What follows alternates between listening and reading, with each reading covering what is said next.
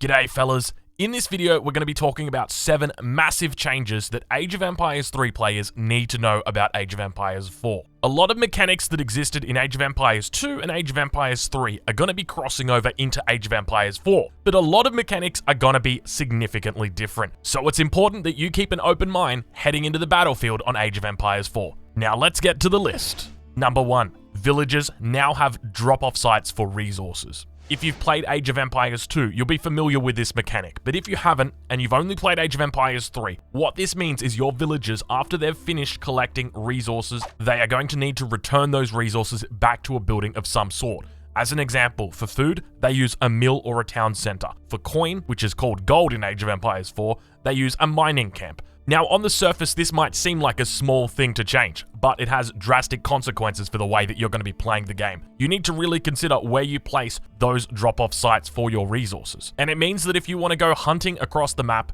it's going to be a lot more difficult to do because not only are you going to have to invest in infrastructure to do it, but if you're forced off that infrastructure, well, you've just wasted all those resources. Now, let's get into the second point on the list. Economic upgrades are no longer in the market, but rather they're in the drop-off side. So in Age of Empires 3, you would have been used to dropping down your market either in the first age or in the transition period, getting those upgrades like Gang Sword to improve the gather rate for your wood. Unfortunately, that has now been moved. It's no longer in the market. It means that it's actually in the drop-off building itself. It's something that you're going to need to consider because the market actually plays a different role in Age of Empires 4 than it does in Age of Empires 3 with regard to this aspect. You are still going to be able to trade resources in the market, but it's important to remember if you want to upgrade any of those gather rates for your resources, you're going to need to be going back to the drop-off buildings. Let's get into number 3 on the list.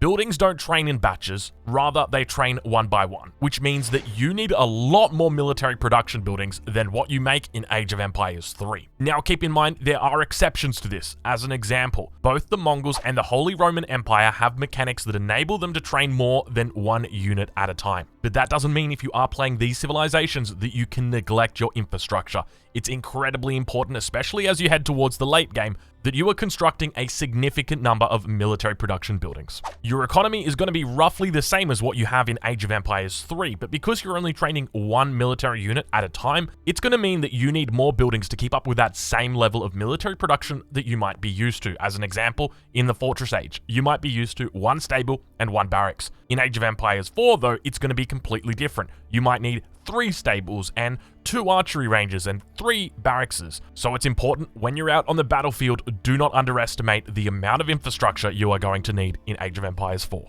And speaking of 4s, let's move on to the 4th point.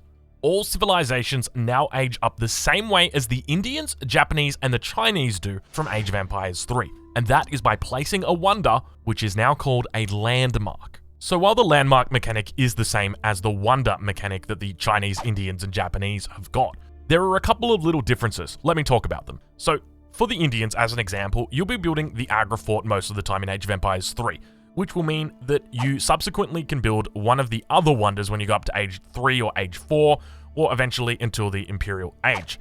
Now, those wonders, you're going to be getting the option for each of those wonders as you progress through the game. So as an example, if you want to go to Age 5 with the Agra Fort, you can do that. If you want to go to Age 3 with the Agra Fort, you can do that. But in Age of Empires 4, it's a little bit different. When you're electing to age up in Age of Empires 4, you're going to have 2 options for every civilization when you're going up for the next age. If you elect to go up with a certain wonder to the next age, you're not going to have access to that wonder in the subsequent age up after it. They do not roll over.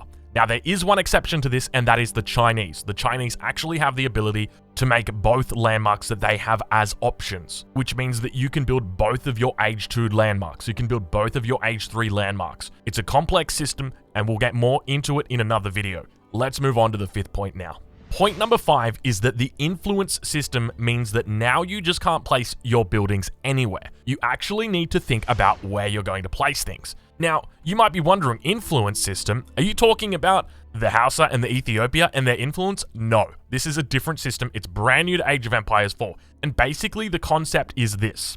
Each civilization has a unique influence system. As an example, when you're playing the English, your mills have an area of effect for farms around that mill. Any farms that are built within that area of effect are going to be receiving a buff when it comes to their gather rate. if you build a farm outside the radius of that influence, they will not receive that buff. So it's incredibly important when it comes to base building that you not only understand what your specific influence bonus is, but the best way to use it. Now let's move on to the 6th point on the list. Age of Empires 4 has a new victory condition called the Wonder Victory. So if you've played Age of Empires 2, you will be familiar with it. But essentially, if you wall up like crazy and you go Imperial, you play super defensive and defend that thing for 15 minutes, you win.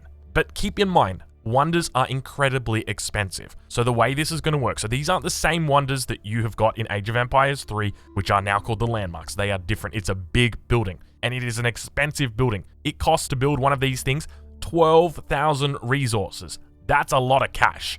The moment that you begin building it, it's going to tell your enemy that you are building it. And if you're playing against the Chinese, who have a bonus for constructing buildings much faster than their enemies, then you best be careful, because they might just get in a race against you. And think about this. If you need 10 minutes to win with your wonder, and your opponent needs 10 minutes to win with their wonder, and if they get their wonder up 1 second before you, well, guess what? You're going to have to go and attack them.